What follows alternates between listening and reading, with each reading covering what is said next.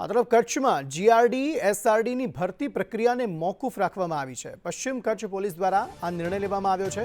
જિલ્લા પોલીસ વડા દ્વારા મહિલા સભ્યોની ભરતીને મોકૂફ રખાઈ। હીટવેવને લઈને હાલ પૂરતી શારીરિક કસોટી મોકૂફ રખાઈ છે। ઉમેદવારોની સલામતીને ધ્યાનમાં રાખી એસપી દ્વારા આ નિર્ણય લેવાયો છે। આગામી દિવસોમાં તેની નવી તારીખો નક્કી કરવામાં આવશે। હીટવેવને લઈને હાલ પૂરતી જે શારીરિક કસોટી હોય છે તેને મોકૂફ રાખવામાં આવી છે। ભરતી પ્રક્રિયા મહત્વપૂર્ણ છે, પરંતુ શારીરિક કસોટી વખતે આ હીટવેવ અને ગરમીને પગલે કોઈ અનિચ્છનીય બનાવ ન બને તેને લઈને હાલ પૂરતી આ શારીરિક કસોટી મોકૂફ રાખવામાં આવી છે। નજીકના સમયમાં તેની નવી તારીખ જે છે તે જાહેર કરવામાં આવશે। આમ આદમી પાર્ટીએ સંગઠનના પદાધિકારીઓના નામ જાહેર કર્યા છે। રાજ્યમાં 5 ઝોન બનાવીને પ્રભારીઓની નિમણૂક કરવામાં આવી છે। એક ઝોનમાં 5 લોકસભા બેઠકોનો સમાવેશ કરાયો છે। લોકસભા સીટ માટે પ્રભારી અને સહપ્રભારી નીમવામાં આવ્યા છે। તમામ પદાધિકારીઓને સંગઠન નિર્માણની જવાબદારી સોંપવામાં આવી છે।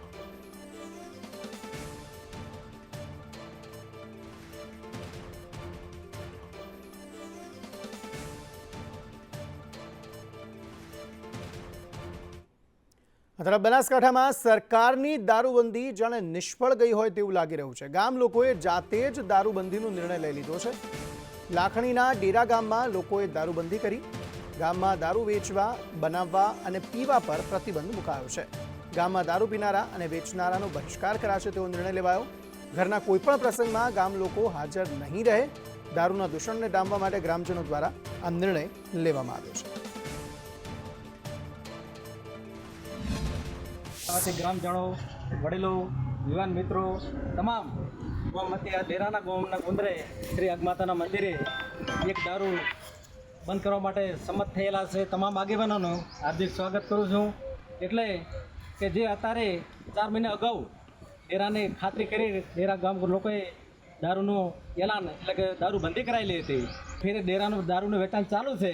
એટલે આજે ફેર માતાજી અને મિટિંગ રાખી, કમિટી બનાવી, એની ચર્ચા કરી અને ફેર દારૂનું બંધ કરવા માટે આજે ફેર સંમત થયા છે। આ તરફ વડોદરાના સુભાનપુરામાં ફરસાણના ગોડાઉનમાં આગ લાગી ગઈ। ગેસના 2 સિલિન્ડરમાં બ્લાસ્ટ થયા બાદ આ આગ લાગી હતી। ગેસ પર ગરમ પાણી મૂક્યા બાદ તેમાં બ્લાસ્ટ થયો હતો। ફાયર બ્રિગેડે અહીં આગ પર કાબુ મેળવ્યો છે। આ આગની ઘટનામાં કોઈ જાનહાનિ નથી થઈ। સુભાનપુરામાં ફરસાણના ગોડાઉનમાં આગ લાગવાનો બનાવ બન્યો। ગેસના 2 સિલિન્ડરમાં બ્લાસ્ટ થયો અને ત્યારબાદ આગ લાગી હતી। જોકે ફાયર બ્રિગેડને મામલાની જાણ થતાં તુરંત ઘટના સ્થળે આવી આગ પર કાબુ મેળવાયો હતો। ગંભીરમાં બાબત કહેવાય ને તો એમને અન્ડરસ્ટેન્ડિંગ કે એટલું બધું પ્રોડક્શન કરે એટલી ગરમીની અંદર ગેસના બોટલ પહેલાં અડધો કલાકની અંદર એકદમ ઠંડાઈ થઈ જાય, ગરમ પાણી મૂકે ને એટલે ટેમ્પરેચરની અંદર એર સર્ક્યુલેશન કશું જ નહીં, એવી રીતે રાખે તો આખું બધાની અને જૂનું બિલ્ડિંગ છે, વર્ષો જૂનું। આ તરફ સુરેન્દ્રનગરમાં વેપારીઓ પર પુરવઠા વિભાગે દરોડા પાડ્યા હતા। મહેતા માર્કેટમાં તેલના વેપારીઓને ત્યાં દરોડાની કાર્યવાહી હાથ ધરવામાં આવી। એક્સપાયરી ડેટના 50થી વધુ ડબ્બા અહીંથી ઝડપી પાડવામાં આવ્યા। 8થી વધુ વેપારીઓને ત્યાં સરપ્રાઇઝ ચેકિંગ હાથ ધરાયું। વેપારીઓ વેચાણ રજિસ્ટર ન રાખતા હોવાનું બહાર આવ્યું છે। સિંગતેલ, કપાસિયા તેલ સહિત જુદા જુદા નમૂના લેવાયા। રેડ દરમિયાન વેપારીઓની અનેક ગેરરીતિ બહાર આવી છે।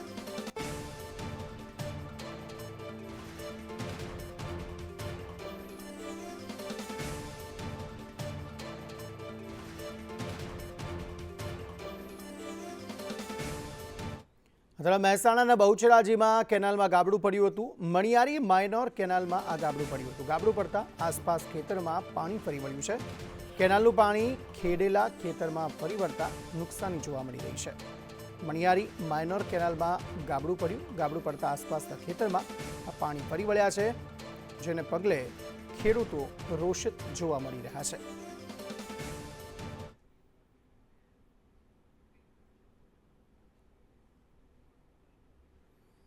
બનાસકાંઠામાં પાણીને લઈ ખેડૂતો આંદોલનના માર્ગે જોવા મળી રહ્યા છે। સિંચાઈ માટેના પાણીની માંગને લઈ ખેડૂતોએ ધરણા કર્યા હતા। આવતીકાલે ચાંગા પમ્પિંગ સ્ટેશન પર ખેડૂતો ધરણા કરશે। દિયોદર અને લાખણીના ખેડૂતો ધરણા યોજશે। ખેડૂતોએ કેનાલમાંથી પાણી છોડવા માટે માંગ કરી હતી। ખેડૂત આગેવાને ધરણા કાર્યક્રમમાં જોડાવવા લોકોને આહવાન કર્યું છે. બનાસકાંઠાના ખેડૂતોને જાણવાજોગ સંદેશ. અત્યારે ઉનાળુ પિયત માટે સરકારશ્રીએ પાણી બંધ કરેલું છે. એના અનુસંધાને આપણે રજૂઆત કરી હતી, પણ સરકારશ્રીએ પાણી ચાલુ કરેલું નથી.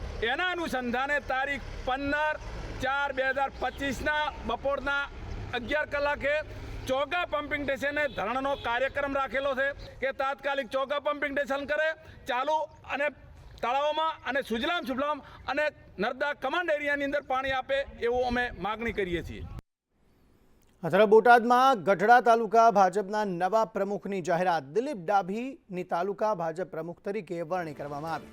નવા પ્રમુખે મોવડી મંડળનો આભાર વ્યક્ત કર્યો છે. પૂર્વ પ્રમુખે સંજય જોશીની પોસ્ટ મૂકતા વિવાદ થયો હતો.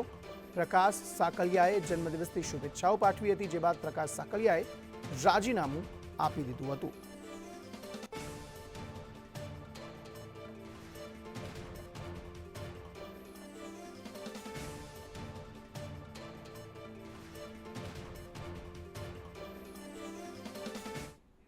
રાજકોટ એટલાન્ટિસ બિલ્ડિંગ આગ પર વિપક્ષે સવાલ ઉઠાવ્યા. વિપક્ષ નેતા વસરામ સાગઠિયાએ સવાલ ઉઠાવ્યા છે. તેમણે કહ્યું કે 1 મહિનો થયો છતાં કોઈ કાર્યવાહી થઈ નથી. ભાજપ કહે છે તો જ પોલીસ ગુનો દાખલ કરે છે તેવું તેમણે આક્ષેપ કર્યો. પોલીસની કાર્યવાહી સામે શંકા ઊભી થાય છે. પોલીસ કમિશનરને અમે આ મામલે રજૂઆત કરીશું. 1 મહિનો વીત્યો છતાં પણ પોલીસ ફરિયાદ નથી નોંધાઈ. ભાજપ કહે છે તો જ પોલીસ ગુનો દાખલ કરે છે તેવા આરોપ વસરામ સાગઠિયા દ્વારા લગાવવામાં આવ્યા છે. એટલાન્ટિસ બિલ્ડિંગમાં આગ મામલે વિપક્ષ નેતા વસરામ સાગઠિયાએ કહ્યું કે 1 મહિનો થઈ ગયો છે, તેમ છતાં પોલીસ કાર્યવાહી નથી થઈ. પોલીસની કાર્યવાહી સામે શંકા તેમણે ઉપજાવી છે.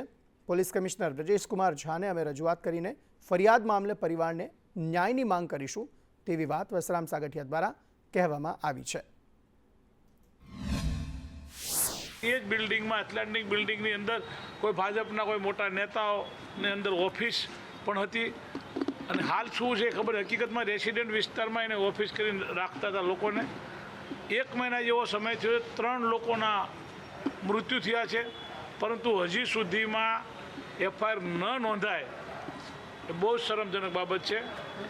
એમાં મારે રાજકોટના પોલીસ કમિશનરને પણ વિનંતી કરવી છે કે આમાં આપ પર્સનલ રસ લઈ અને ફરિયાદ નોંધો, જેના હિસાબે રાજકોટની પ્રજાને પોલીસ ઉપર થોડુંક માન થાય. કારણ કે અંતે તો બધા અમે સમજીએ જ છીએ કે તમે ઉપરવાળાથી દબાયેલા છો. ખોટા લોકોને ફિટ કરી દો કરવાના જગ્યાએ સાચા લોકોને ફિટ કરી દો એવું પોલીસનું વર્તન છે. ડાંગ જિલ્લાના સાપુતારા અને વઘઈ પોલીસે ગૌવંશ સાથે કુલ 6 આરોપીઓને ઝડપી પાડ્યા. જેમાં સાપુતારા પોલીસે 2 ટ્રક ઝડપી 22 ગૌવંશ સાથે 4 આરોપીઓને ઝડપ્યા. તેમજ વઘઈ પોલીસે પણ બાતમીના આધારે 1 ટ્રક ઝડપી 12 જેટલા ગૌવંશને બચાવ્યા હતા. એક ટ્રકમાંથી લગભગ 12 જેટલા ગૌવંશ, જેમાં 9 ગાયો, 2 વાછડા વગેરે ભરેલા હતા. અને સાપુતારાની જેમ જ કોઈ પણ જાતની ફેસિલિટી વગર એમને એક સ્થળેથી બીજે સ્થળ ઉપર ટ્રાન્સપોર્ટેશન થતું હોય તેમને એ ટ્રકને પણ પકડી પાડેલ છે. બંને બનાવોમાં ટોટલ 6 આરોપીઓ જે છે, ટ્રકના ડ્રાઈવર અને ક્લીનર સહિતના, એમની ધરપકડ કરવામાં આવેલ છે. અત્યારે મહેસાણા જિલ્લામાં વાહન ચોરો બેફામ બન્યા છે. વિજાપુરના કુકરવાડા ગામે એક બાઇકની ચોરી થઈ ગઈ. કુકરવાડામાં ગઠિયો બાઇક લઈને ફરાર થઈ ગયો હતો. 10 મિનિટમાં ગઠિયાએ બાઇકની ચોરી કરી નાખી. આ ચોરીની સમગ્ર ઘટના સીસીટીવી કેમેરામાં કેદ થઈ છે. પોલીસે અજાણ્યા બાઇક ચોર વિરુદ્ધ ગુનો નોંધ્યો છે અને વધુ તપાસ હાથ ધરી છે. આખી ઘટના સીસીટીવીમાં કેદ થઈ. આ બાઇક કઈ રીતે ચોરી થઈ રહ્યું છે તે સીસીટીવીમાં કેદ થતાં હવે પોલીસે વધુ તપાસ હાથ ધરી છે.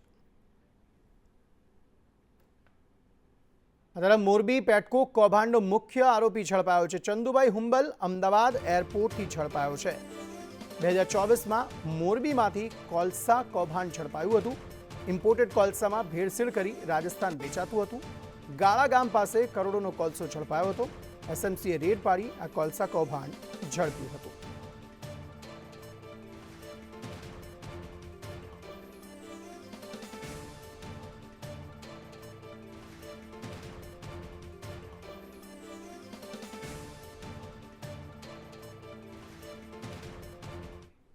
મોરબીમાં નવજાત શિશુ ત્યજી દેવાના ગુનામાં ધરપકડ કરવામાં આવી છે. પોલીસે સમગ્ર કેસમાં માતા પિતાની ધરપકડ કરી. નવજાત શિશુના કપડા પરથી પોલીસે ભેદ ઉકેલ્યો હતો. ટંકારાના મિતાના બ્રિજ નીચેથી માતા પિતાની ધરપકડ કરાઈ છે. નવજાતની ઓળખ છુપાવવા આ બાળક ત્યજી દેવાયું હતું. 19 માર્ચે 4 દિવસનું નવજાત શિશુ મળી આવ્યું હતું.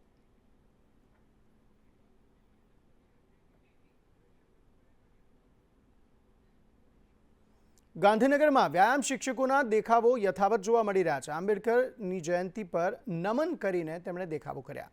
સત્યાગ્રહ ચાવણી ખાતે ભરતીની માંગ સાથે દેખાવો કરવામાં આવ્યા હતા. છેલ્લા 29 દિવસથી શિક્ષકો અહીં દેખાવો કરી રહ્યા છે. કાયમી વ્યાયામ શિક્ષકોની ભરતી કરવાની તેમની માંગ છે.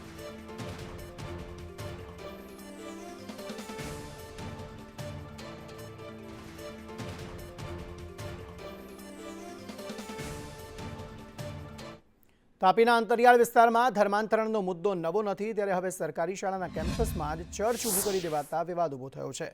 ભાજપના ધારાસભ્ય મોહન કોંકણીના ગામ હરિપુરા ખાતે શાળાના પરિસરમાં ચર્ચ ઊભું કરી દેવાતા ચર્ચાનો વિષય બન્યો. થોડા દિવસ પહેલા મોરારી બાપુએ આપેલું નિવેદન સાચું થઈ રહ્યું હોય તેવું લાગી રહ્યું છે.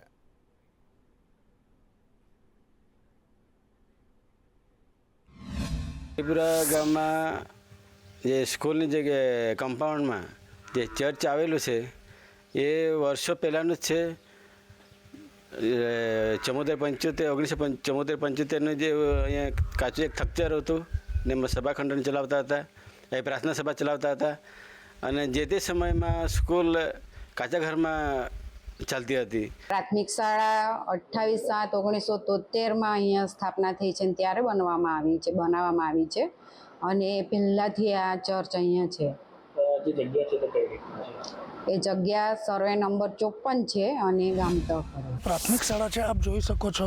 આ હરિપુરા પ્રાથમિક શાળા છે અને જે પ્રાથમિક શાળાનું કમ્પાઉન્ડ છે તેમાં જ એક ચર્ચ પણ બનાવવામાં આવ્યું છે. એ આપ કહેવા માંગીશ કેમેરામેનને કે દ્રશ્યો બતાવો કે આ ચર્ચ અહીં બનાવી દેવામાં આવ્યું છે.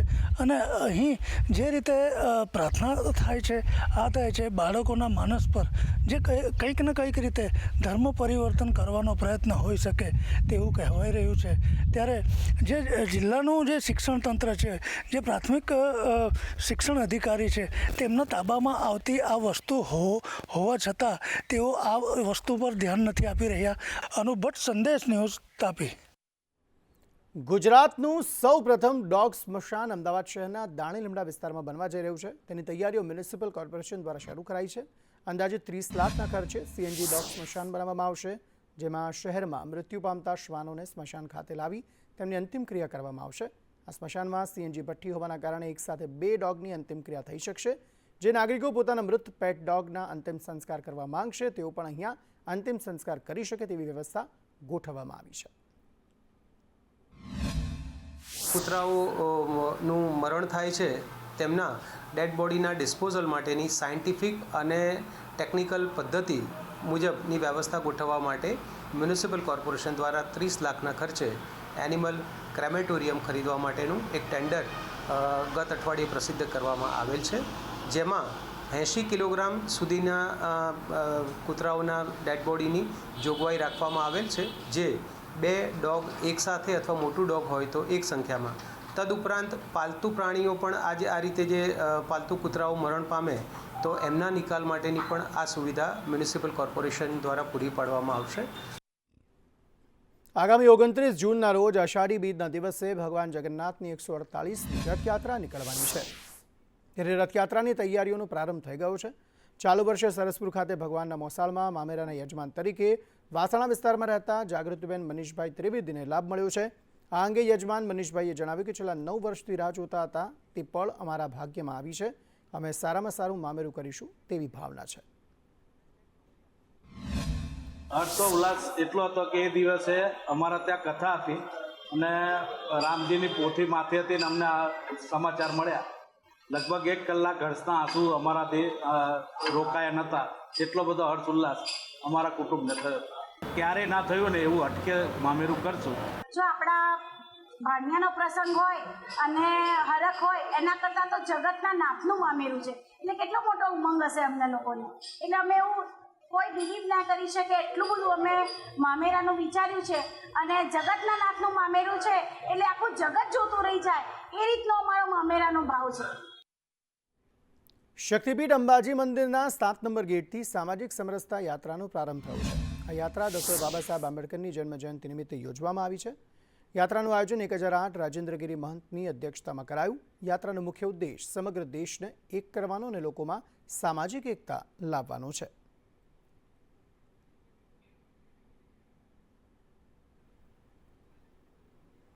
કેરીની સિઝન સાથે જૂનાગઢ માર્કેટ યાર્ડમાં કેરીની આવકમાં વધારો થઈ રહ્યો છે. જૂનાગઢ યાર્ડમાં આજે એક જ દિવસમાં કેરીના 4000 બોક્સની આવક થઈ. હરાજીમાં કેરીના પ્રતિ 10 કિલોના 1200 થી 1500 રૂપિયા ભાવ બોલાયા.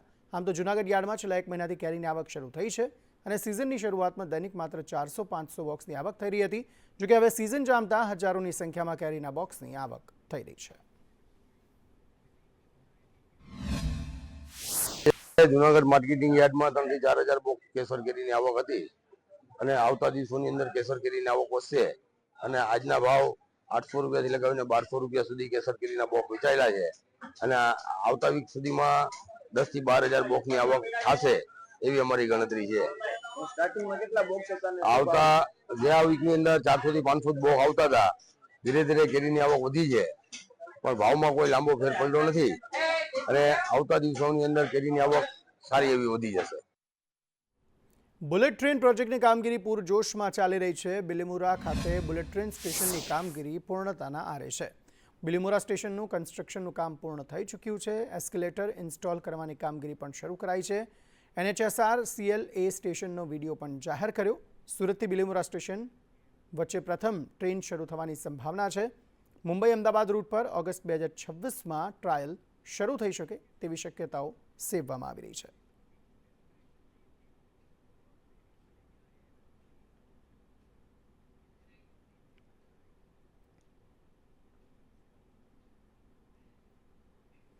સુરત જિલ્લાના ઓલપાડમાં વન અને પર્યાવરણ મંત્રી મુકેશ પટેલે વિવિધ વિકાસના કામોનું લોકાર્પણ અને ખાતમુહૂર્ત કર્યું, જેમાં 11 કરોડના ખર્ચે બનેલ બાયપાસ બ્રિજનું નામ ડૉક્ટર બાબા સાહેબ આંબેડકર આપી શહેરીજનો માટે બ્રિજ ખુલ્લો મૂક્યો. તેમજ ઓલપાડ ગ્રામ પંચાયતના વિવિધ વિકાસના 10 કરોડથી વધુના કામોનું લોકાર્પણ અને ખાતમુહૂર્ત તેમના દ્વારા કરવામાં આવ્યું. મંત્રી મુકેશ પટેલના હસ્તે આ લોકાર્પણ જે છે તે કરવામાં આવ્યું. ડૉક્ટર બાબા સાહેબ આંબેડકર બ્રિજનું તેમના દ્વારા લોકાર્પણ કરાયું. આ ઉપરાંત પણ ઓલપાડને વિવિધ વિકાસ કામોની પણ ભેટ તેમના દ્વારા આપવામાં આવી.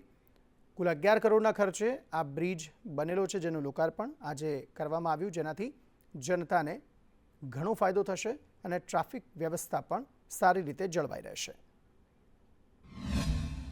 બાબા સાહેબ આંબેડકરના જન્મદિન નિમિત્તે ઓલપાડ ખાતે એસટી ડેપોની અંદર વર્કશોપનું 6 કરોડ રૂપિયાના ખર્ચેનું ખાતમુહૂર્ત કરવામાં આવ્યું. ઓલપાડ ગ્રામ પંચાયત 860 લાખ રૂપિયા કામનું લોકાર્પણ ખાતમુહૂર્ત કરવામાં આવ્યું. લોકોની સુવિધાઓ ઘર બેઠા એમને સુવિધા મળે, ઘર બેઠા એમના પ્રોબ્લેમો સોલ્વ થઈ જાય એના માટે ઓલપાડ ગ્રામ પંચાયતે નવો વોટ્સઅપ નંબર લોન્ચ કર્યો, એની પણ આજે લોકાર્પણ કરવામાં આવ્યું. તરફ ગાંધીનગરમાં તુરી બારોટ સમાજ સેવા સંઘ દ્વારા માતૃપિતૃ વંદના કાર્યક્રમનું આયોજન કરાયું. આ કાર્યક્રમમાં મુખ્યમંત્રી ભૂપેન્દ્ર પટેલ, પ્રદેશ ભાજપ મહામંત્રી રજની પટેલ ઉપસ્થિત રહ્યા હતા. મુખ્યમંત્રી સમક્ષ તુરી બારોટ સમાજ દ્વારા વિવિધ માંગણીઓને લઈને ચર્ચા કરાઈ, જેને મુખ્યમંત્રી ભૂપેન્દ્ર પટેલે હકારાત્મક ઉત્તર આપ્યો હતો. આ વર્ષની તેમની જન્મજયંતિ આપણા સૌ માટે વિશેષ અવસર છે. આપણું બંધારણ જે દેશના દરેક નાગરિક માટે ધર્મ ગ્રંથ ગણાય તેવું છે, તેમાં બાબા સાહેબે સૌને એક બની, સંગઠિત બની, શિક્ષિત બનીને વિકાસ માટેનું દિશાદર્શન આપ્યું છે. વિશ્વ નેતા અને યશસ્વી વડાપ્રધાન શ્રી નરેન્દ્રભાઈ મોદીએ પણ આપણને સૌનો સાથ, સૌનો વિકાસ, સૌનો વિશ્વાસ અને સૌના પ્રયાસ મંત્રથી વિકસિત ભારતની દિશા આપી છે.